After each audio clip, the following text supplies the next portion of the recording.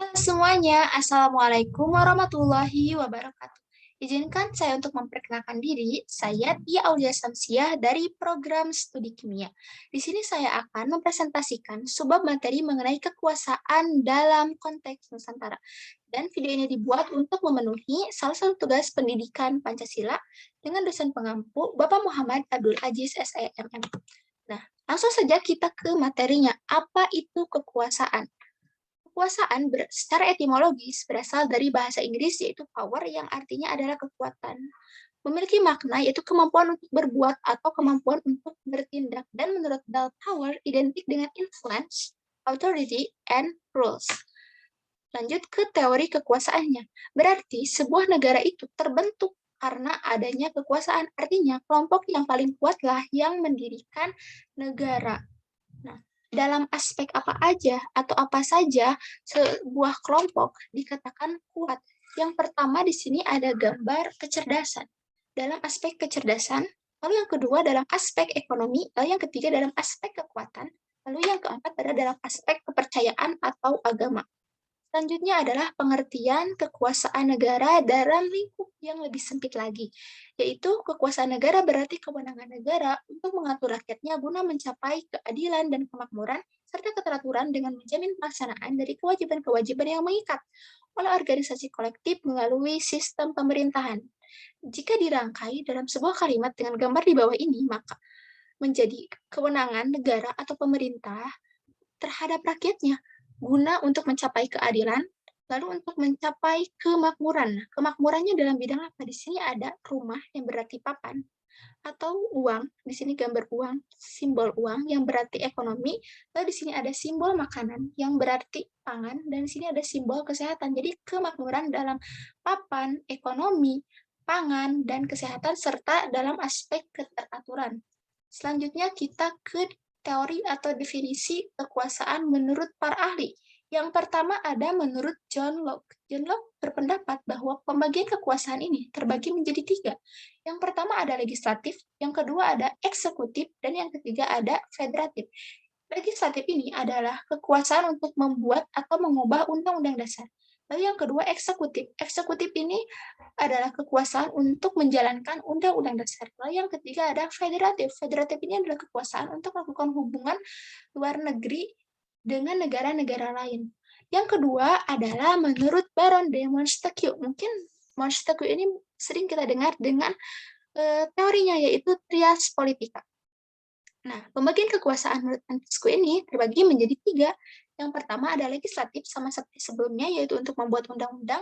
Lalu yang kedua ada eksekutif, yaitu untuk menjalankan undang-undang. Lalu yang ketiga ada yudikatif. Nah, ini yang ketiga yang berbeda. Yudikatif ini adalah kekuasaan untuk mempertahankan undang-undang. Salah satunya yaitu dengan cara mengadili pelanggar-pelanggar pelanggar-pelanggar undang-undang. Jadi, tugas dari yudikatif ini salah satunya yaitu untuk mengadili terhadap orang-orang yang melanggar undang-undang. Selanjutnya ada istilah legitimasi kekuasaan. Legitimasi ini adalah pengakuan atau penerimaan masyarakat terhadap hak moral pemimpin atau pemerintah dalam membuat atau melaksanakan keputusan politik dalam objeknya apa saja? Objeknya ada masyarakat politik, ada hukumnya, ada lembaga politiknya, ada pemimpin politiknya, serta ada kebijaksanaannya. Atau dalam konsepnya dapat dirangkai menjadi kalimat di gambar ini adalah pemimpin atau pemerintah memiliki keterikatan terhadap rakyatnya, begitupun sebaliknya. Oleh karena itu, biasanya pemerintah cenderung untuk melakukan tugas sebaik-baiknya agar mereka mendapatkan pengakuan atau penerimaan dari masyarakat. Selanjutnya ke sifat-sifat kekuasaan. Sifat-sifat kekuasaan ini ada dua. Yang pertama yaitu position power, itu kekuasaan yang ada pada posisi seseorang pada sebuah organisasi. Lalu yang kedua adalah personal power, yaitu kekuasaan yang ada pada pribadi seseorang sebagai hubungan sosialnya. Jadi sifat kekuasaan ada dua. Yang pertama ada position power and personal power. Selanjutnya kita ke sumber kekuasaan. Dari mana sumber kekuasaan ini? Lazimnya ada dua. Yang pertama ada bersumber dari kekayaan. Nah, misalnya, kekuasaan yang bersumber dari kekayaan ini adalah seorang pengusaha kaya. Dia atau mereka memiliki kekuasaan atas orang yang memiliki hutang kepadanya yang belum dibayar. Dan yang kedua ada berupa kepercayaan sumbernya. Nah, misalnya seorang ulama memiliki kekuasaan terhadap umatnya, sehingga ketika masyarakat tersebut akan membuat keputusan, mereka akan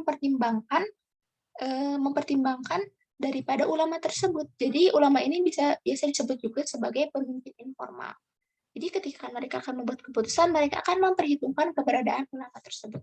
Selanjutnya ada contoh kedaulatannya. Di sini saya mengambil satu contoh. Yang pertama adalah yaitu presiden membuat undang-undang, di mana pembuat undang-undang ini sebagai subjek kekuasaan, tetapi presiden juga harus tunduk pada undang-undang atau sebagai objek dari kekuasaan itu sendiri.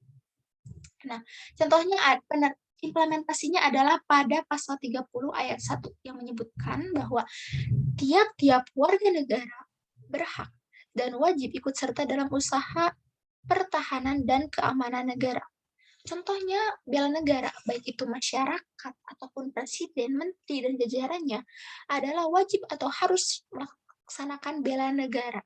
Salah satu contohnya adalah dengan yang pertama, bangga menjadi warga Indonesia. Yang kedua adalah memakai produk-produk dalam negeri. Yang ketiga, saling hormat menghormati hak dan martabat orang lain. Yang keempat, saling toleransi. Yang kelima adalah membayar pajak. Ingat membayar pajak. Selanjutnya adalah mekanisme kekuasaan di Indonesia.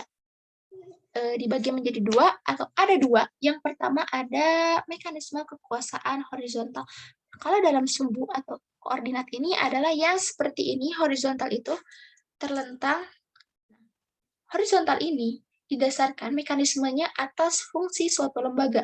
Dan misalnya ini fungsi suatu lembaga, nah ini 3. Fungsi suatu lembaga, tapi horizontal, berarti artinya kedudukan mereka itu sama. Kedudukannya sama, tidak ada tingkatan-tingkatan yang lebih tinggi ataupun yang lebih rendah. Lalu yang kedua, mekanisme kekuasaan secara vertikal. Nah, yang berbentuk seperti ini. Kalau misalnya ini, berarti mekanismenya berdasarkan apa? Urutan dari atas ke bawah. Misalnya ini. Jadi, berarti ini paling atas, ini yang paling bawah. Tuh. Lanjut ke pembahasan yang horizontal. Ada 6 aspek yang pembahasan horizontal ini. Yang pertama ada kekuasaan legislatif. Kekuasaan legislatif ini adalah kekuasaan untuk membuat dan mengubah undang-undang. Lalu yang kedua adalah kekuasaan konstitutif. Kekuasaan konstitutif ini adalah untuk menyetujui undang-undang tersebut yang tadi buat. Dan yang ketiga adalah kekuasaan eksekutif, yaitu kekuasaan untuk menjalankan undang-undang. Lalu yang keempat ada kekuasaan yudikatif, yaitu kekuasaan untuk mengadili pelanggar-pelanggar undang-undang atau untuk mempertahankan undang-undang. Lalu yang kelima adalah kekuasaan inspektif. Nah, kekuasaan inspektif ini biasanya dilakukan oleh BPK atau Badan Pengawas Keuangan, dan yang tadi sebelumnya kekuasaan yudikatif ini biasanya dilakukan oleh MA, Mahkamah Agung, dan MK, Mahkamah Konstitusi.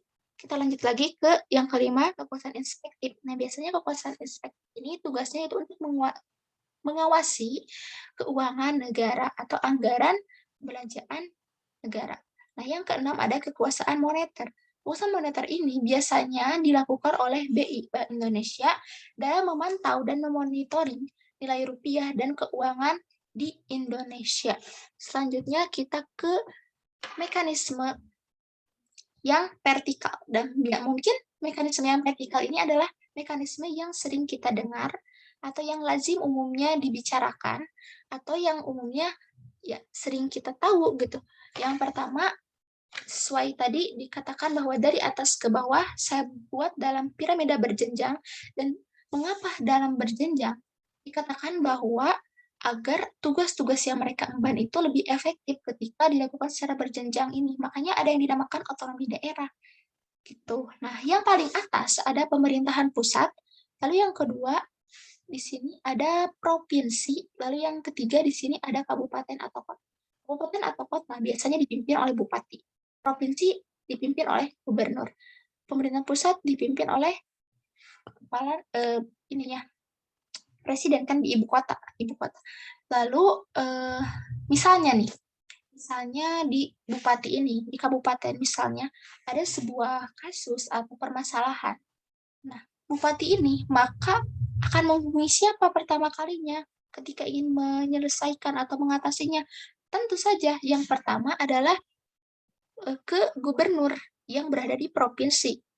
Nah, jadi bupati ini tidak bisa langsung ke atas, ke pemerintahan pusat, tapi harus melalui provinsi dulu ini gubernur, karena di sini dibuat berjenjang supaya jenjang terlebih dahulu gitu, berurutan gitu. Nah, ketika gubernur tidak bisa mengatasi permasalahan dari bupati tersebut, maka gubernur dapat menghubungi ke pemerintahan pusat gitu. Selanjutnya, nah setelah kita tahu teori-teorinya, maka kita pasti bertanya, apa sistem pemerintahan yang digunakan di Indonesia? Nah, ternyata the politic of Indonesia takes place in the framework of presidential representative democratic republic, whereby in the president of Indonesia is both head of state and head of government and of multi-party system. Jadi Indonesia saat ini menganut sistem presidensial dan juga demokrasi, serta presiden ini sebagai kepala negara sekaligus sebagai kepala pemerintahan, di mana sistem presidensial ini bersifat multi-partai dengan prinsip checks and balance. Nah, ini tutup. Nah, prinsip check and balance. Selanjutnya, kita ke ciri-ciri sistem presidensial. Nah, ada 4 ciri-cirinya yang saya cantumkan di sini. Yang pertama, tadi disebutkan bahwa presiden sebagai kepala negara, kepala pemerintahan. Yang kedua, presiden dan legislatif dipilih oleh rakyat melalui pemilu. Nah, lalu lembaga eksekutif bukan bagian dari lembaga legislatif. Yang tadi disebutkan horizontal, bahwa mereka itu dibagi kekuasaannya dan mereka kedudukannya sama, begitu. Lalu, presiden tidak dapat membubarkan lembaga parlemen. Selanjutnya, tadi disebutkan ada dua suku kata presidensial multipartai. Nah, contohnya ini, ketika pemilu itu kan diikuti oleh beberapa partai yang dipilih oleh rakyat. Jadi rakyat ini memilih presiden dan wakil presiden dan juga memilih wakil rakyat melalui voting atau pemilihan umum di KPU. Selanjutnya, kita ke kewenangan presiden sebagai kepala negara dan juga kepala pemerintahan. Kewenangan adalah hak untuk melakukan sesuatu untuk pemerintah. Tugas-tugasnya yang pertama sebagai kepala negara itu untuk memegang kekuasaan tertinggi atas angkatan darat, laut, dan udara. Lalu presiden memilih dan memutuskan pengangkatan duta dan konsul, lalu menerima dan menempatkan duta negara lain dengan memperhatikan pertimbangan dari DPR. Selanjutnya, tugas presiden sebagai kepala pemerintahan yang pertama adalah, kalau sesuai gambar ini, yang pertama adalah memegang kekuasaan pemerintahan, lalu yang kedua adalah menetapkan peraturan pemerintahan untuk menjalankan undang-undang, lalu yang ketiga adalah mengangkat dan memberhentikan para menteri, lalu yang keempat adalah mengesahkan rancangan undang-undang, dan yang kelima adalah merancang APBN. Nah, selain Indonesia, negara-negara lain juga ada yang menganut sistem presidensial. Salah satunya, contohnya ada Amerika Serikat. Lalu di sini ada Filipina. Lalu di sini ada Myanmar. Lalu di sini ada Brazil dan juga ada Argentina.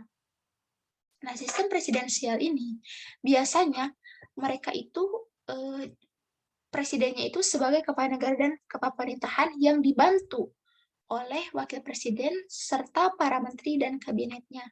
Nah, inilah wajah sistem presidensial di Indonesia pada periode sekarang, yaitu 2019 sampai 2024, yang dipimpin oleh presidennya ada Insinyur Haji Joko Widodo, dan juga ada wakilnya, yaitu Profesor Dr. Kiai Haji Ma'ruf Amin. Yang mereka ini di kabinetnya yaitu disebut dengan Kabinet Indonesia Maju, dengan ini adalah wajah-wajah dari menterinya. Di sini contohnya nih, ada Kementerian Kominfo, ada Kementerian Perindustrian, ada Kementerian Pendidikan, ada Kementerian Keuangan, Kementerian Pertanian, Perdagangan, dan masih banyak lagi.